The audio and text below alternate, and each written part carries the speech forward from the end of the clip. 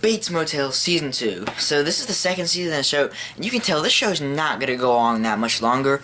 You can also tell, so I mean, think about it, it's a prequel to Psycho. It's supposed to explain, how Norman Bates got to be the way he was. You can tell that's not going to be one of those long series. It's probably going to last, 2, 3, maybe 4 seasons, maybe 5.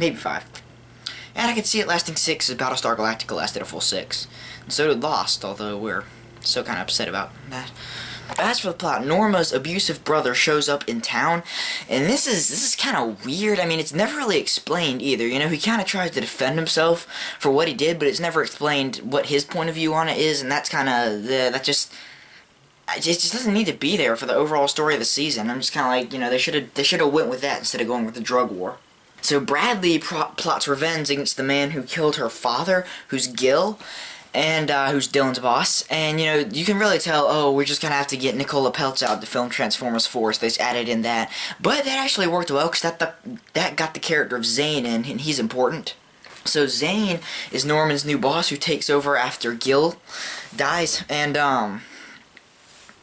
he causes trouble. He starts a drug war with the rival family. And so, that causes trouble for Dylan, because Dylan's pretty high-ranking now in the drug company, and so he's just like, No, this also shows how much Dylan really cares for Norman. And Norman, he's sitting there in the bar with Nick Ford, and he's like, do not lay a hand on my brother or my mother, and he's like, stay away from them. Norman meets Cody, who is pretty much his first ever true love, and, she's kind of the, I don't even know how to describe it, the burnout girl. She's, she flunked out of high school. She's sitting there, she's cliche, kind of. She's smoking her cigarette, sitting there on the, back of her car, radio blaring. And, Cody's a likable character. She's just kind of annoying. You think, really, it's just Norma is annoying. She's always like, stay away from him. But I think, I think they should have had Cody shape up a little bit, go to the, stop being a burnout, even though her dad is a D-bag. And so, Emma feels left out, because, there's happened with that whole thing with Shelby and, Keith Summers, and she didn't really know about that. And now something new's happening with Dylan and Norma's brother, and with Zane and the drug war, and they're not telling her it because she's not the close family, so she feels kind of left out, and I think that is completely pointless because she's barely even in the season.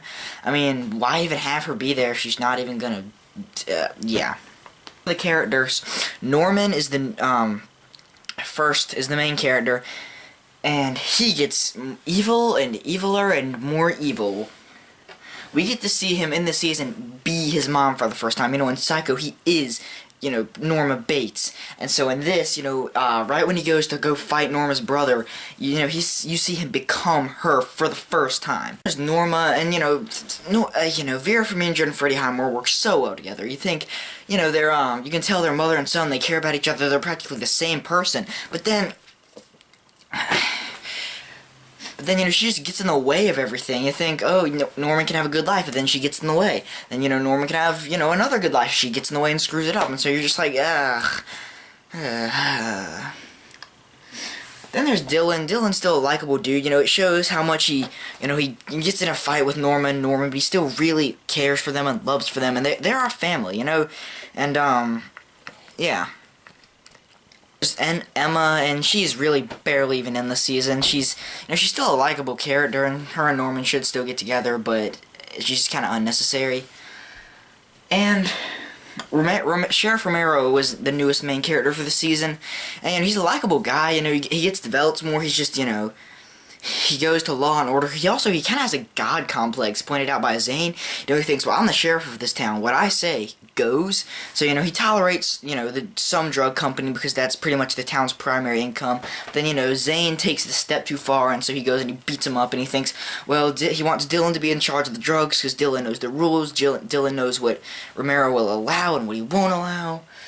Yeah, and, he goes a lot closer to the Bateses in this season. You think maybe something might happen between him and Norma.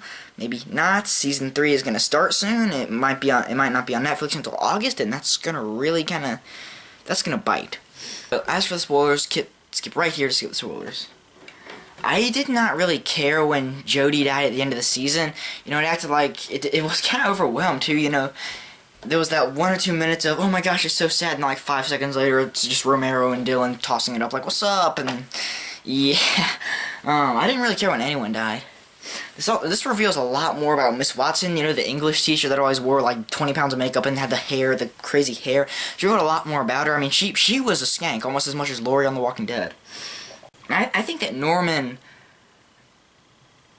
I don't think that he should have killed Miss Watson. You know, you think, you know, at the end of the first season, there's her laying there, blood splattered all over the floor, and, you know, you think throughout the entire season, well, did he, didn't he, and it ends up he did, and so you think, no, it just would have been a lot more compelling. It would have probably made the show last a little bit longer if he didn't kill her. You know, you think, you